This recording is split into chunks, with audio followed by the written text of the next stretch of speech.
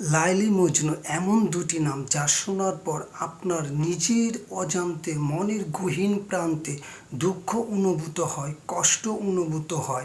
আর যারা এখনও লায়লি মজনুর দুর্দান্ত ও মর্মান্তিক প্রেমের কাহিনী শোনেননি তাদের জন্য বলতাছি। আজ থাইকা অনেক বছর আগে আরবের বনু আমিন বেদুইন গোত্রে এক মহান শাসক আছিল, যার ধন সম্পদের অভাব ছিল না, তার মনের মধ্যেও আছিল অত্যন্ত দয়া মায়া। তিনি গরিব দুঃখী মানুষকে, গরিব দুঃখী প্রজাদেরকে ডেকে ডেকে তার ধন সম্পদ বিলাইত। মাগার এত কিছু থাকার পরেও তার মনে কোনো শান্তি আছিল না, কারণ তার ঘরে কোনো সন্তান আছিল না। তিনি রাতের পর রাত অন্ধকারে জায়নামাজে বইসা আল্লাহর কাছে প্রার্থনা করতেন এবং অন্ধকারে চিৎকার কইরা কান্না করতেন যেন আল্লাহ তাকে একটা সন্তান দান করে। অনেক দিন পর আল্লাহ যেন তার দোয়া কবুল করলো এবং তার ঘর আলোকিত কইরা একেবারে রূপালী জ্যোৎস্নার মতো ফুটফুটে একটা ছেলে সন্তানের জন্ম হইল। তিনি তার নাম রাখলো কায়েস। এবং কায়েসের জন্মের ফলে পুরো রাজ্যটা যেন আনন্দে আত্মহারা হইয়া গেল। তিনি গরিব দুঃখী প্রজাদেরকে ঢাইকা ঢাইকা সন্তান হওয়ার খুশিতে প্রচুর ধন দৌলতে বিলাইতে লাগলো। কায়েস যখন বড় হইয়া উঠল তখন তিনি তাকে মক্তবে পাঠাইল। তৎকালীন দিনে আরবের বেদুইন গোত্রের প্রায় সকল মানুষই তাদের সন্তানদেরকে পড়াশোনার লাইগা মক্তবে পাঠাইত এবং সেই মক্তবে কায়েস তার মেধা, তার রূপ, তার গুণ সব কিছু দিয়া আস্তে আস্তে একে শ্রেষ্ঠ ছাত্রে পরিণত হয়। এবং সেই মক্তবে একদিন পড়তে আইল লায়লি। লায়লির সেই চমৎকার রূপ দেখা বিমোহিত হইয়া যায় কায়েস। লায়লি যেন সেই বর্ষাকালের কালো মেঘের মতো। লায়লির চোখ দেখা যেন কায়েস ভুইলা যায় শরতের আকাশ। লায়লির কণ্ঠ, লায়লির কথা সব কিছুই এতটা মধুর আছিল যে কায়েস যেন পুরা পাগল হইয়া যায়। সে সেই দিনই মক্তব থাইকা বাড়িতে যাইয়া রাতের বেলা একের পর এক লায়লিকে নিয়ে কবিতা লেখা যায়। লায়লির চোখের বর্ণনা, লায়লির চুলের বর্ণনা সব কিছু নিয়ে কবিতা লিখতে লিখতে পুরা ঘর যেন কবিতাময় কইরা ফেলে কায়েস। এবং পরদিন সকালবেলা ঘুম থেকে উইঠা মানুষকে ঢাইকা ঢাইকা, চলতি কোনো পথিককে ঢাইকা ঢাইকা শোনায় লায়লিকে নিয়ে কবিতা। সমস্ত কিছুর বর্ণনা পাগলের মতো শুনাইতে থাকে। এবং এক সময় এই যে কায়েসের পাগলামো, এই যে লায়লিকে নিয়ে কবিতা লেখা এবং মানুষকে ঢাইকা ঢাইকা সেই কবিতা শোনানো, সেইগুলা দেখতে দেখতে সেই গোত্রের মানুষ তাকে মাজনুন ডাকতে থাকেন। মাজনুন শব্দের অর্থ হলো দেওয়ানা বা পাগল। এবং এই কায়েস এক সময় আস্তে আস্তে কায়েস থাইকা মজনু নামে পরিচিতি লাভ করতে থাকে। সেই থাইকা আরবের বেদুইন গোত্রের লোকেরা কায়েসকে মজনু ডাকতে থাকে এবং মজনু নাম লাভ পায়। এবং এইভাবে আরও অনেক দিন যাওয়ার পর মজনু একদিন লায়লির বাবাকে বিয়ার প্রস্তাব দেয় যে লায়লিকে সে বিয়া করব। কিন্তু লায়লির বাবা ততক্ষণে জাইনা গেছে যে সেই আরবের বেদুইন গোত্রের সমগ্র মানুষ জানে এই ছেলেটা হচ্ছে একটা পাগল।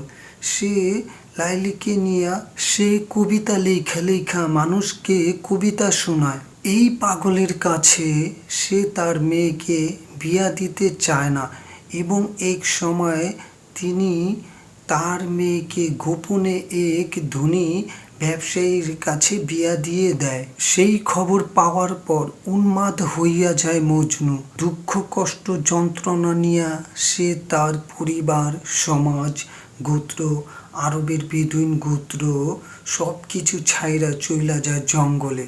জঙ্গলে গিয়াও সেই মজনু গাছের পাতায়, গাছের ঢালে, নদীর পাড়ে, নদীর চরে লায়লিকে নিয়ে কবিতা লিখতে থাকে। এবং একা একা সেই জঙ্গলের ভিতর লাইলিকে নিয়ে কবিতা লিখে এবং সেই কবিতা আবৃত্তি করতে থাকে। সেই দূরের আকাশের নক্ষত্রগুলা তার দিকে তাকাইয়া থাকে যে কি এক পাগল, কি এক দেওয়ানা লাইলিকে নিয়ে সে কবিতা লেখা গেতাছে। এবং সে কবিতা লেখা যায় দিনের পর দিন, রাতের পর রাত। গাছের উপর ঢালে বইসা থাকা পেঁচাগুলো মজনুর দিকে তাকাইয়া সেই কবিতাগুলো শুনতে থাকে।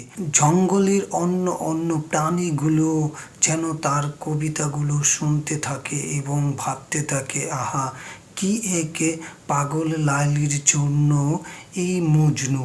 এভাবে দিনের পর দিন যায়, মাসের পর মাস যায় এবং ছেলেকে হারানোর বেদনায়, দুঃখ কষ্টে এক সময় মজনুর বাবা মা মারা যায়। এক লোক জঙ্গলের পাশ দিয়ে যাওয়ার সময় মজনুকে বলে যে তোমার বাবা মা তো মারা গিয়াছে। মজনু তখন আরো কষ্ট পায়, আরো যন্ত্রণা পায়, আরো দুঃখ পায় এবং সে সিদ্ধান্ত নেয় যে সে এই জঙ্গলেই লাইলিকে কবিতা লিখতে লিখতে মারা যাবে। তবু সে সেই আরবের বনু আমিন বেদুইন গোত্রে আর ফিরে যাবে না। এইভাবে আরো দিন যায়, মাস যায়, বছর যায়। এক সময় লাইলির স্বামীও মারা যায় এবং লাইলির স্বামী যখন মারা যায় তখন লাইলি মনে করে যে লাইলি মজনুর কাছে চলে যাইব এবং মজনুকে জঙ্গলে খুঁজে সে জঙ্গলে চলে যাইব। কিন্তু তৎকালীন আরবে সেই বেদুইন গোত্রের নিয়ম অনুসারে যদি কারো স্বামী মারা যায় তাহলে সেই স্ত্রীকে আরো 2 বছর ঘরে বন্দি থাকতে হয় এবং বন্দি থেকে সেই 2 বছর স্বামীর জন্য প্রার্থনা করতে হয় এবং শোক পালন করতে হয়। ঠিক লাইলিকেও একটা ঘরে বন্দি কইরা রাখা হয় এবং বন্দি ঘরে বইসা বইসা লাইলি শুধু মজনুর কথা ভাবে।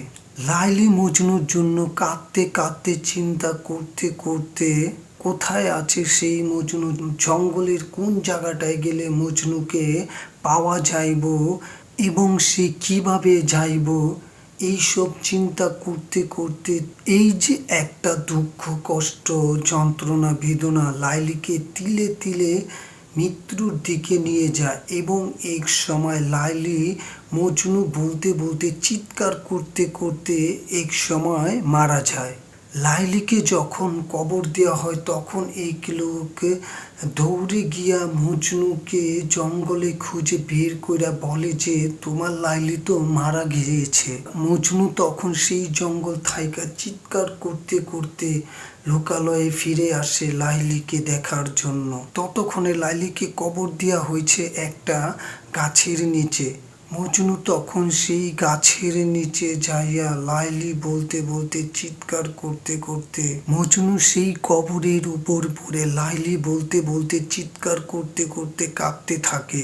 এইভাবে দিন রাত কাঁদতে কাঁদতে এক সময় মজনু লাইলির কবরের উপর পড়ে মারা যায় এবং ওই গোত্রের মানুষ তখন মজনুর লাশটা লাইলির লাশের পাশে কবর দেয়।